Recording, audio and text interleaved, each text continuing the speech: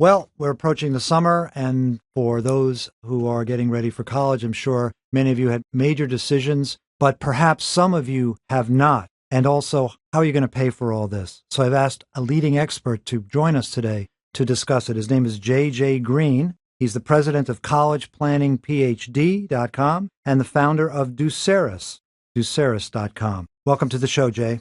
Thank you, Steve. Thanks for having us. You provided me with a list of kind of myths versus realities, mistakes that people make, or mistakenly ways that people think about what's available to send their children to college. In Chapter 1, you talk about the 10 deadliest mistakes most parents make when applying for college funding and how to avoid them. Give us some insight on what you're talking about. Okay. Well, like you said, it's all perceptions, and a lot of times perceptions get passed around, and sometimes that's misinformation. You hear it enough, we believe it to be a truth. So there's a lot of those myths. One of the tough facts is that most families don't apply for any financial aid because they assume they do not qualify. And they assume they do not qualify either because they make too much money, because they are not a minority, because they own a home. For many reasons like that, they just assume. And it's kind of like with the lottery. We always hear you have to be in it to win it.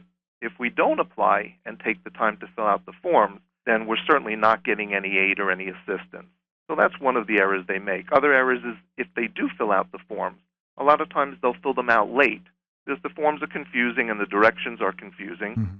And all the directions on all the financial aid forms are directed at the students, so they believe that your child is filling out all these forms, and it's certainly not child's play. Mm-hmm. So a lot of families will send them in late because they don't have their tax return done. Well, we're supposed to file them early with estimates. So a lot of families don't get aid because they file them late, and then they just believe they go back to rule number one, I must have made too much money, when in reality a lot of times they just filed too late. So what are some of the cutoffs monetarily? I mean, I think if you do make over a certain amount of money, you're not going to get some student aid. So where are the cutoffs? Well, it depends on the type of aid we're talking about. If we're talking about need-based aid, the Department of Education has basically 3 levels that they look at for families when it comes to aid and free money or grants or scholarships. The first is called a Category 1. And a Category 1 family typically makes $80,000 or less in adjusted gross income and has very limited assets. A Category 2 family would be a family what they call our middle class today, which would be basically from about $80,000 in adjusted gross income to about $180,000 in adjusted gross income. And then they have our Category 3s, which is $180,000 and up. That's how they break them off as far as putting them into groups when they're doing their analysis of need-based aid. So let me ask you this question. If I make over $180,000, is there any chance I'm going to get some kind of aid? Well, again, it depends. Need-based aid, not so much. But there is a lot of money available in merit aid from the right schools. Mm-hmm. Would you like me to just briefly explain the difference between need and merit? Yeah, sure. Go ahead. Okay. Well, need-based aid is based on demonstrating financial need, the ability to pay your share for the school or for the cost of education. Merit aid is from the word merit, which is about our students' academic prowess and success. It could be based on their SAT and ACT scores. It could be based on their GPA. It could be based on their community service hours and the groups and organizations that they're part of. So that's based on our students' success. Mm-hmm. And need-based aid is based on economic factors. Okay. Now, if I'm going to count on merit aid, does it make sense for me to pick schools where the numbers that my child have been showing in their SATs and their ACTs and their GPAs are in the top percentile ranking of the general student body? Does that matter? Well, it does and it doesn't. The reason I say that is, yes, the better our student, the more desirable they are. And every college and university out there is out to get the best students. So that's the beginning, that's the good part. At each school, though, you're matched against the application class for that year. So if you're applying here in Florida, at University of Central Florida, for instance, you may be a rock star there with your grades, but then if you're also applying to UF, which has usually a little bit higher caliber of applicant, you may not be as highly ranked. So it's where you're going to be ranked in relation to that this year's incoming class. Right. And so is there any way to know what that ranking is going to be beforehand? No, obviously not, because each year it changes with that application pool. However, each school lists what they call their average 50th percentile student or the average college student there from last year's class. Right. So you look that up and you'll see a range for the SAT, the ACT, the GPA. And based on that, you can tell, am I below the average? Am I within that range? Am I above that range? Okay. The higher above that range is more desirable for that school, obviously.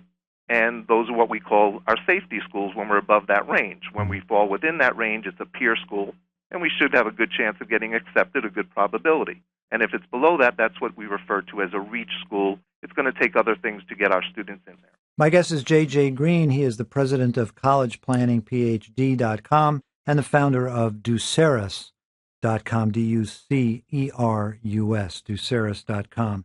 Many will focus on private scholarships. They'll spend a lot of time and energy trying to win private scholarships. Is that something that you think is a worthwhile endeavor or a waste of time? Again, it depends on the family. From the family standpoint, they should be doing that because every little bit helps. We can get some of those small private scholarships locally. It helps, whether it's $250, $500, $1,000. That's that much less that we have to come up with. However, in the world of college financing and free monies, every year they estimate about $160 billion available in aid, and only about 2% of that is made up of the private scholarships. So that's good for the student to do their research, and the student should start looking at the private scholarships as early as their junior year. Now, I know that you hold workshops on this because this is a very complicated area for people. You know, you're going from zero knowledge and you have to go, to 60, miles per hour really pretty quickly because, maybe your kid's going to first year of college next year or whatever. And I know that you've been holding workshops for quite a while. Tell us what you generally cover in a workshop. Well, there's three major areas that families need to be prepared for when preparing for college. One area is student services. The better the student is prepared, again, the better, less stress, and the less college should cost you at the end of the day. So student services are very important. That's your SAT, ACT prep, working on careers, majors, and occupations so they have a career path, etc.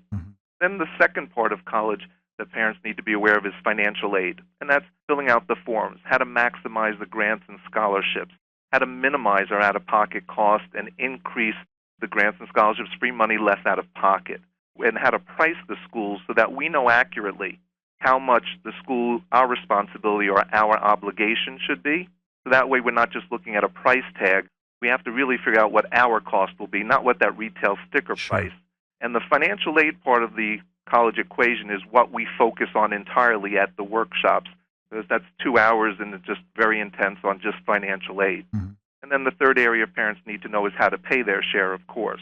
Well, talking about how to pay their share, there are a few vehicles available for people to take advantage of, one of which are 529 plans, and these are investment plans offered by every state that allows you to put money in, and then whatever interest is earned, as long as you're using it for educational purposes, allows you to earn that interest tax-free.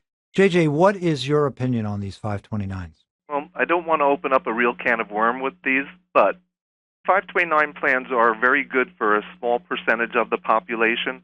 And when I say that, those are families typically that are not going to qualify for any need or merit-based aid. For families that the other 95%, that getting some merit or need-based aid is important, the 529 plans actually work against us because they are considered a parental asset. They are weighted against us in the financial aid formula at 5.64%, and they can go up and down, so they're not always easy to tell what the value will be when we need them. But they're weighted against us. It's a parental asset, so it's used against us in the formulas. Yeah, so in other words, when they're looking to see if you qualified for financial aid, they're going to look at parental assets as one of the measurements, and these 529 plans are there. So are you suggesting that there are other vehicles that maybe make that disappear? The assets are not necessarily visible to financial aid office? Yes, and we don't really use the word disappear because it's really not magic, but there is a formula out there, and there's a law out there that's called the Higher Education Reauthorization Act. And what that is the tax code, or the equivalent of the tax code for college. It's from the Department of Education and from Congress. That tells us which assets are included in the formulas and which assets are exempt, how much each asset is weighted against us, whether it's a parental asset or a student asset. And that's something that's very important because a lot of families lose out on free grants and scholarships because they have assets exposed unnecessarily. And each asset, like I say, is weighted against us at 5.64%. So if we're not earning 5.64% on those, we're actually losing ground. Interesting. Well, we're out of time now, but this is a great area for those of you who are stepping into this for the first time or really have children already in college and you're wondering what you can do for the years remaining. My guest is J.J. Greene. He is the president of collegeplanningphd.com, and that exactly is the website you should go to, collegeplanningphd.com.